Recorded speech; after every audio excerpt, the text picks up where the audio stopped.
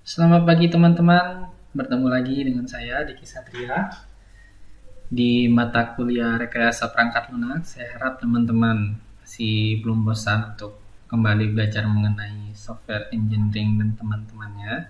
Jadi pada mata kuliah ini, Rekayasa Perangkat Lunak, kita akan belajar mengenai beberapa hal terkait dengan bagaimana kita memanage sebuah project, kemudian bagaimana kita mengembangkan sebuah project sesuai dengan keinginan klien, dan bagaimana kita mengatur agar project tersebut selesai pada dengan tepat waktu.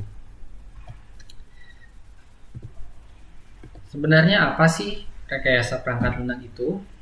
Jadi IEEE mendefinisikan perangkat lunak, rekayasa perangkat lunak itu sebagai the application of systematic, disciplined, quantifiable approach to the development, operation, and maintenance of software.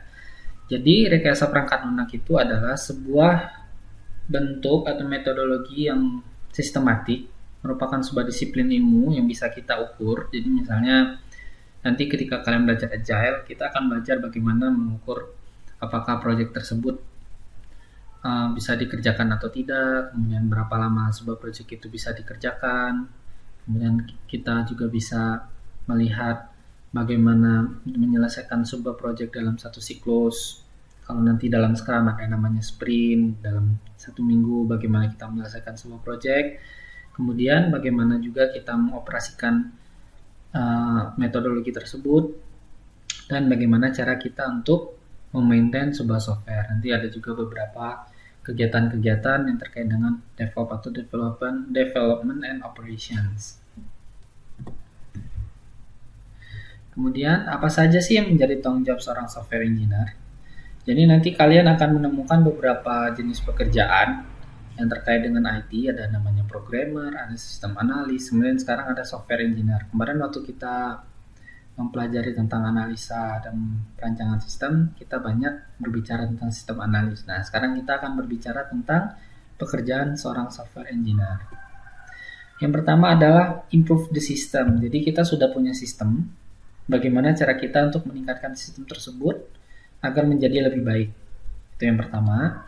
Yang kedua adalah maintain and improve the code. Nah, kalau yang tadi sistemnya secara keseluruhan, jadi sistem kita ada sistem nih, misalnya aplikasi Siakat.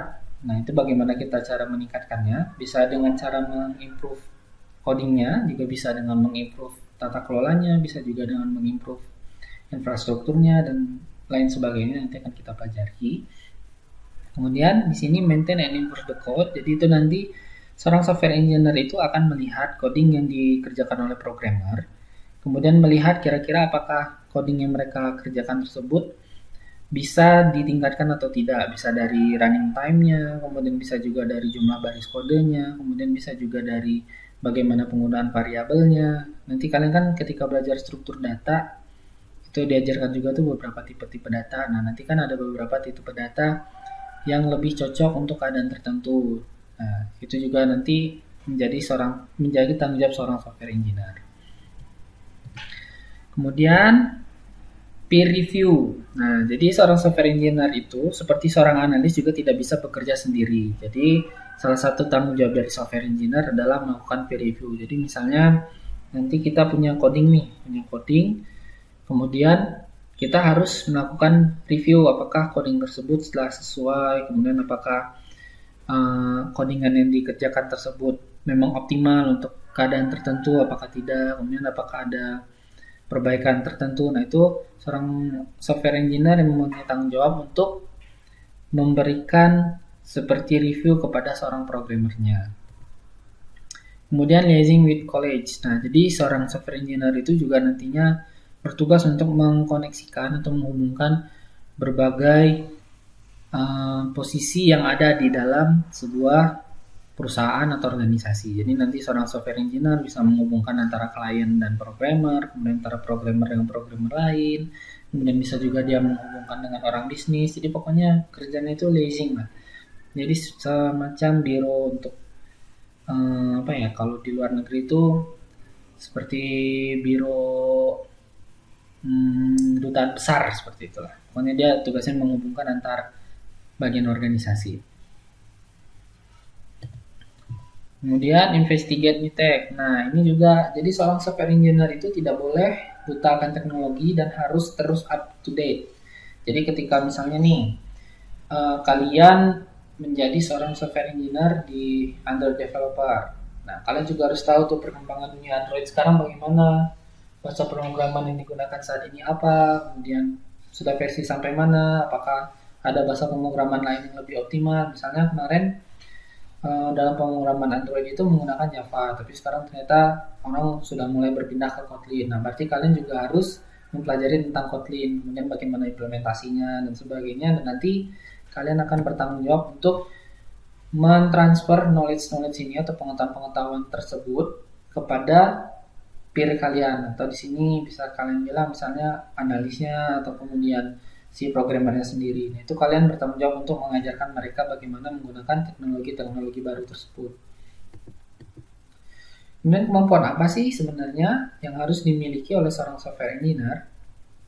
Jadi kalian pasti bertanya-tanya nih, Pak, nanti kalau misalnya saya jadi software engineer, kira-kira saya harus bisa apa ya?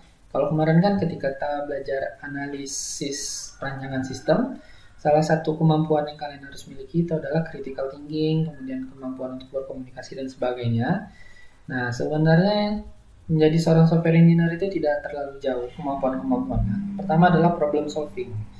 Nah, jadi kalian harus bisa nih melihat, misalnya programmer kalian nanti stuck misalnya. Dia sudah dapatnya hasil analisis dari seorang analisnya, kemudian dia ngerjain nih, dia coding, ternyata dia stuck nih, dia nggak tahu nih, oh kira-kira nih gimana ya menyelesaikannya. Nah, dia akan bertanya ke si software engineer. Jadi si software engineer lah yang akan mencari kira-kira cara penyelesaian masalahnya bagaimana. Kemudian data structure and algorithm. Tadi kan saya udah menjelaskan dikit tuh. Jadi ketika kalian ngoding itu ada beberapa misalnya struktur data yang sesuai untuk sebuah kondisi tertentu. Nah, itu kalian akan menentukan nih kira-kira struktur data apa yang sesuai untuk codingan tersebut, untuk kasus tersebut, kemudian algoritma apa yang paling sesuai. Misalnya kalian nanti bekerja menjadi software engineering di sebuah perusahaan AI misalnya, artificial intelligence. Nah, itu kalian yang harus menemukan kira-kira algoritma apa sih yang paling optimal untuk kasus tertentu, karena nggak semua kasus itu cocok untuk algoritma tertentu. Misalnya ada algoritma yang memang sesuai untuk text mining, tapi dia tidak cocok untuk digunakan untuk misalnya data scraping. Nah, itu yang kalian harus tentukan nanti sebagai software engineer adalah menemukan nih metode-metode apa yang paling sesuai untuk sebuah kasus yang kalian hadapi di perusahaan.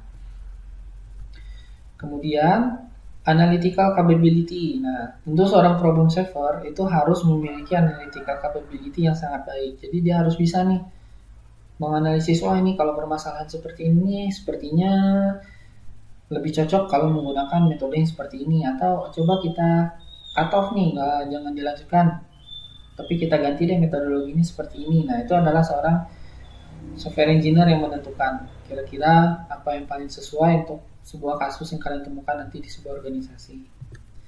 Kemudian komunikatif and kolaboratif. Nah, ini sebenarnya yang menjadi perbedaan utama dari seorang software engineer dan programmer. Jadi mirip dengan analis kemarin. Jadi kalau programmer itu dia akan lebih banyak berkomunikasi dengan komputer, sedangkan analis dan software engineer itu akan lebih banyak berkomunikasi dengan orang. Jadi dia harus memiliki skill komunikasi dan kolaborasi yang sangat baik. Nanti di RPL ini kita akan sangat berfokus pada collaborative tools. Jadi kita akan belajar bagaimana berkolaborasi dengan orang lain, kemudian bagaimana kita berkolaborasi dengan tim, bagaimana kita berkomunikasi dengan klien. Nanti kita akan banyak belajar tentang hal-hal tersebut. Jadi mirip-mirip dengan analisis perancangan sistem kemarin. Kalau di analisis perancangan sistem, kita sudah belajar bagaimana kita membuat model dan sebagainya, menentukan requirement. Nah, nanti di sini kita akan mulai dari awal, dari bagaimana kalian mendapatkan requirement sampai nanti kalian akan membuat sebuah mockup atau sebuah prototype. Nanti prototype ini yang akan kalian presentasikan di pertemuan terakhir. Jadi ingat, kita akan mempunyai sebuah tugas besar yang harus kalian presentasikan. Kemudian yang terakhir adalah debugging and troubleshooting. Nah, jadi kalian tidak akan bisa melakukan improving the code jika kalian tidak bisa melakukan debugging and troubleshooting. Jadi kalau kalian nggak bisa nih menemukan, oh ini ada masalah, atau ini ada error, atau ini ada kemungkinan error jika dikerjakan atau untuk jangka waktu tertentu akan menimbulkan bug misalnya. Nah, itu kalau kalian tidak memiliki skill untuk menemukan hal-hal tersebut, otomatis kalian tidak akan bisa melakukan improve the code. Kalian tidak akan bisa meningkatkan kualitas dari kode yang tadi dibuat oleh seorang programmer. Nah, di sini mungkin kalian melihat bahwa software engineer kok kayaknya nggak terlalu banyak berbicara tentang programming. Sebenarnya software engineer itu juga harus memahami, jadi bukan jago banget ya, tapi dia harus paham bagaimana sebuah code itu dibuat secara optimal. Jadi bagaimana kita mengimplementasikan coding secara optimal itu software engineer harus memahami secara matang. Jadi kalian secara tidak langsung juga harus memahami bagaimana seorang programmer bekerja. Kalian juga harus paham apakah sebuah project tersebut bisa di coding atau tidak. Kemudian kira-kira kalau di coding ini juga harus berapa lama, itu kalian harus sangat memahami hal tersebut. Untuk memahami hal tersebut, kalian juga harus memahami bagaimana cara mengcoding.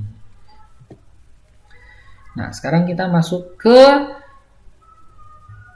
sesi yang paling banyak ditanyakan. Kira-kira kalau menjadi seorang software engineer itu gajinya berapa sih, Pak? Sebenarnya gaji seorang software engineer itu ya lumayan ya, sekitar 5-8 juta. Ini untuk fresh graduate, biasanya fresh graduate itu akan mendapatkan gaji sekitar 5-8 juta. Nah, ini biasanya akan dilihat dari seberapa banyak kalian mengerjakan proyek ketika kuliah. Misalnya nih seperti ini seperti tugas kuliah ini bisa disebut sebagai sebuah proyek. Jadi ini bisa kalian masukkan nanti ke portofolio kalian ketika melamar pekerjaan.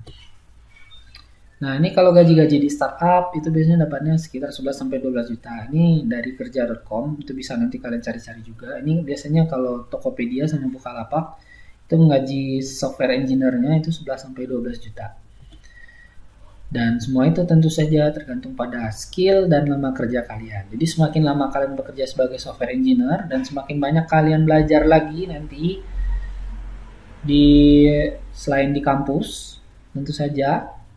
Nah, semakin banyak skill kalian, semakin banyak kalian belajar, semakin banyak pengalaman, dan semakin lama kalian bekerja, tentu saja gaji yang akan kalian dapatkan itu semakin besar. Jadi memang saya sarankan, kalian harus mulai banyak bikin project-project kecil. Walaupun itu bukan tugas kuliah, misalnya kalian iseng lah, yuk kita coba-coba bikin aplikasi apa gitu. Nah, nanti hasilnya itu kalian bisa gunakan untuk dimasukkan ke portofolio kalian ketika melamar kerja. Jadi nggak ada namanya tugas-tugas itu sebenarnya yang terbuang sia-sia. Jadi kalian bisa gunakan itu untuk mengisi portofolio. Nanti waktu kalian melamar itu akan sangat terbantu. Oke, saya rasa seperti itu. Jika ada pertanyaan, kita lanjutkan di Microsoft Teams. Saya tutup. Wassalamualaikum warahmatullahi wabarakatuh.